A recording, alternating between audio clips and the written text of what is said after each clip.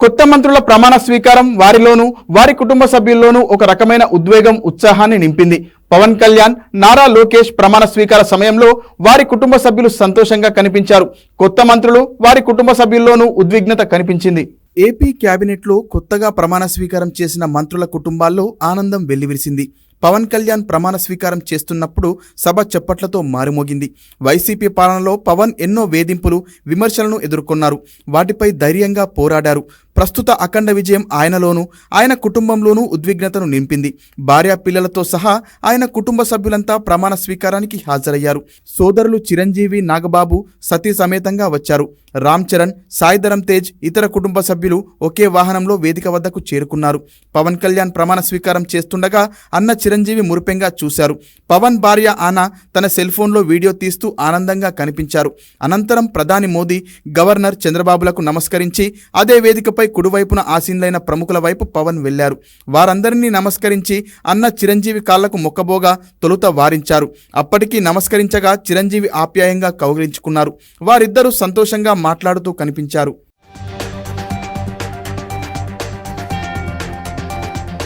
అనంతరం లోకేష్ను ప్రమాణ స్వీకారానికి పిలిచేసరికి ఆయన భార్య బ్రాహ్మణి చప్పట్లు కొడుతూ పక్కనే ఉన్న కుమారుడు దేవాంష్ను వేదిక వైపు చూడాలని సూచించారు. లోకేష్ ప్రమాణ స్వీకారం చేస్తుండగా ఇద్దరూ చప్పట్లు కొట్టారు. లోకేష్ ప్రధాని కాళ్లకు నమస్కరించేందుకు ప్రయత్నించారు. ప్రధాని వారించి చేతులు పట్టుకొని మాట్లాడారు. తండ్రికి లోకేష్ పాదాభివందనం చేశారు. గవర్నర్, మాజీ ఉపరాష్ట్రపతి వెంకయ్య నాయుడుల పాదాలకు నమస్కరించారు. అమిత్ షా కాళ్లకు నమస్కరించబోగా వారించి చేతులు పట్టుకొని అభినందించారు. కొత్త మంత్రులు ప్రమాణం చేసిన తర్వాత చాలా మంది తొలుత చంద్రబాబుకు నమస్కరించేందుకు ప్రయత్నించగా ఆయన వారిని వారించి ప్రధాని మోదీ వైపు చూపించారు. చాలా మంది మోదీ కాళ్లకు నమస్కరించేందుకు ప్రయత్నించగా ఆయన సున్నితంగా తిరస్కరించారు.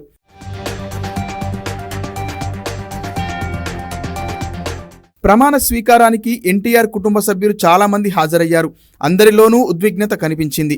చంద్రబాబు సతీమణి భువనేశ్వరి, ఆమె సోదరి బీజేపీ రాష్ట్ర అధ్యక్షురాలు పురంధరేశ్వరి మాట్లాడుకుంటూ ఒకేసారి వేదిక వైపు వచ్చారు. పురంధరేశ్వరి తనకు కేటాయించిన స్థానం వైపు వెళుతూ భువనేశ్వరి భుజం తట్టి ఏదో మాట్లాడుతూ కనిపించారు. భువనేశ్వరి తన సోదరికి సమాధానం చెప్పి తన సీటు వైపు వెళ్లారు. కాసేపటికే బాలకృష్ణ తన సోదరి భువనేశ్వరి కూర్చున్న చోటుకు వచ్చి తలపై చేయి వేసి ఆశీర్వదించారు. నుదిటిపై ప్రేమగా ముద్దు పెట్టుకున్నారు. బాలకృష్ణ అతిథులందరినీ స్వయంగా స్వాగతించారు.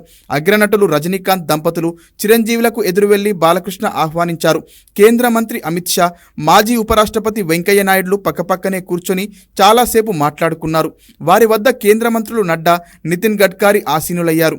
సుప్రీంకోర్టు మాజీ సీజేఐ జస్టిస్ ఎన్వి రమణ సైతం ప్రముఖులందరితో మాట్లాడుతూ పరస్పరం నమస్కరిస్తూ కనిపించారు.